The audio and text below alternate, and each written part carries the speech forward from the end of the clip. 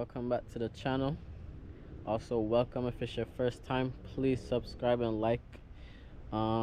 It is a new year, so I want to say new year, new blessings, new ideas, new goals, nothing but success and prosperity. So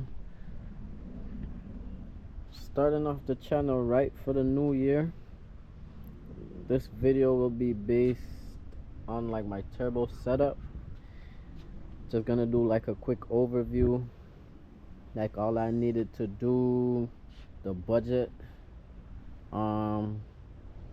Keep in mind my price may vary just for the fact that I did majority of the work myself. Only thing I didn't do was the exhaust setup, which that's because I can't weld at the moment, but we will learn sooner or later.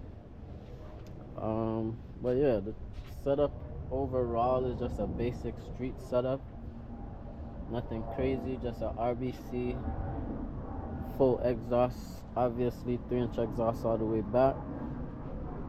I got my fuel set up here, 1000cc injectors, and that's about as wild as it gets, you know, solid mounts. Overall, wasn't that crazy. I pieced together the turbo kit. I didn't buy a whole kit together, so for the kit I spent about 1K, and it came with the headers, it came with the turbo, a different turbo because that one was blown, but it did work for a period of time before it started smoking. But yeah, 1K. It came with the blowout valve, wastegate. The guy also gave me, what is that, the wideband? Yeah, the wideband. He gave me a wideband with it. Just need to get the gauge. And then the rest of the turbo I pieced together with like eBay parts, some name brand parts. But roughly I spent about 2K, I'd say, on parts. And that would include the fuel setup, turbo, the throttle body, the kit to make the fuel lines, the neck, coolant neck for here,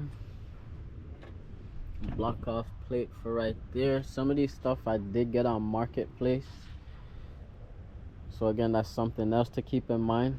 Like, you don't have to buy everything brand new from the store, like if you're on a budget like I was. If you guys have any questions, any concerns, or any tips you want to give, don't be afraid to comment. Or you could just hit me up on IG, Ratchet Be Wrenching. I'll leave a screenshot of my page in the end of the video. But yeah, like I said, you guys enjoy. So first, you want to start by acquiring your turbo kit. So whether it be Marketplace, OfferUp, or if you plan on buying it brand new, doesn't matter. There's plenty of websites online that sells partial or full turbo kits. So finding a turbo kit shouldn't be that hard.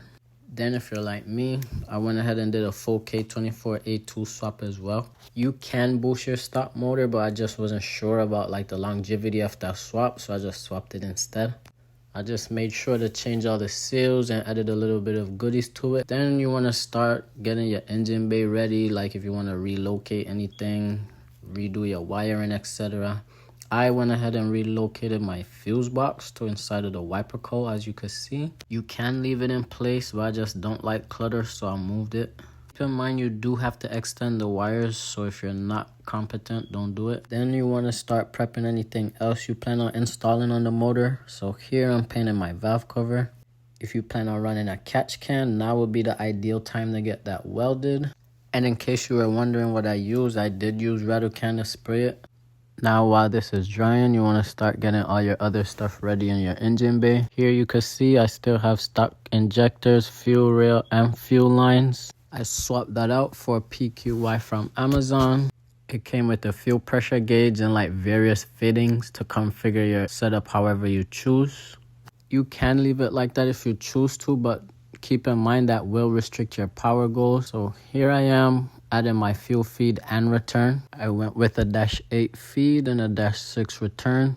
I'll share the link for all these parts in my description. I did run my fuel lines along the stock fuel lines, and then I added an inline fuel filter. Once that's complete, then I started installing my turbo parts just to get like a basic idea of spacing, what I need to be relocated. For instance, in this clip, I realized my battery was getting in the way of my intercooler piping, so I ended up relocating it to the trunk using the old battery tray. As you can see, I just cut it, added some black paint. There it is installed.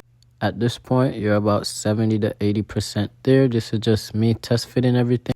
Now to the fun part. This is my intercooler piping that I got from eBay. Here, I was trying to figure out where I want to put my blow-off valve and all of that. Then I was trying to figure out the right angles, etc. I did use 2.5 piping just for the fact that I planned on keeping both fog lights, and my power goals aren't that far-fetched. I did get a bead roller for the piping. You can raw dog it if you want to, but I chose the extra security. I think I paid like 10 or 15 bucks, which is not that crazy for the fact that it actually did the job very good.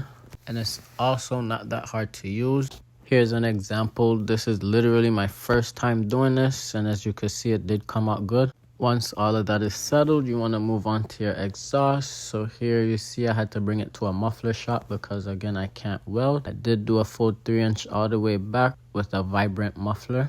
Not only does it look good, but it's also one of the most quiet exhausts on the market. Today we got some action. I have the turbo off already.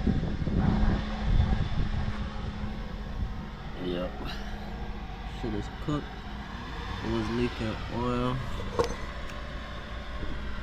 Every time I drive this shit smoke. Alright, but before I even jump into the install, I want to do a quick unboxing here. I did open it prior to the video, but I didn't really do too much. Let me see. Yeah, it was pretty much the same. Like, you had the hardware here, papers. I guess this shows the graph when the turbo was tested. And then we have like papers here that has all the information on there, I guess. I just wanted to do a quick side-by-side comparison. As you can see, this is a Rev 9 TX 6662, and this is a Bull Boost GTX 3582. So the difference would obviously be the exhaust side. On this it's a 82, on this one it's a 65. The Bull Boost has oil and water cooled. The Rev 9 only has oil cooled. Other than that, the difference would be in quality, I'd say. The Bull Boost, it does have a billet wheel. Rev 9 has the old school design still. Yeah, the bearings in this one is shot as well as the oil leak. And then this, like I said, the quality is just, look at that. So how the new turbo sits, the exhaust flange is slightly longer. Like, it sits out at least 2 inches. The other one I had an inch less extension. So with that, we have the exhaust sitting almost on the floor, so I will have to redo that downpipe section of the exhaust. But other than that, it does look good though. Sheesh. Yeah, so now I just have to loosen up the bolts on the intake and exhaust side, and then just rotate the housing to fit so I can bolt everything back up. Then I have to make a parts run. I need some new bolts, obviously. That didn't come with the kit, so I got everything installed. Pre-lubed it. Exhaust bolted up and all, so this is basically, I still have to keep a little bit on there, but yeah, everything is basically bolted up, all of that. Waiting for the car to warm up a little bit so I can see how it sounds.